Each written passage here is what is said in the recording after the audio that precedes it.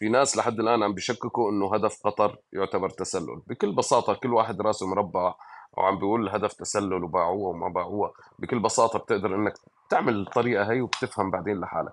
صور الشاشة، بعد ما بتصور الشاشة بتروح على الملاحظات، بتفتح الملاحظات، تمام، وبتجيب أول شيء بتجيب الصورة اللي أنت أخذتها. خذ الصورة وأعطي لها إضافة، تمام. بعد كبرها للصورة، ايوه كبرها للصوره كبرها. طيب خلينا نكون متفقين، خلينا نكون متفقين انه المسافه هي، المسافه اللي هون نفس المسافه اللي موجوده هون.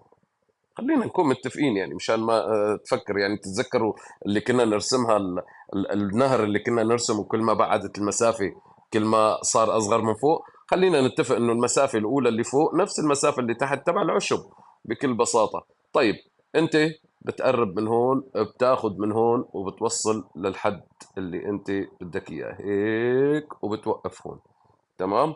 كمان لقدام شوي مشان ما حدا يزعل منا، تمام.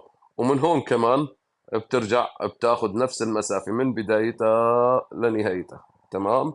تمام.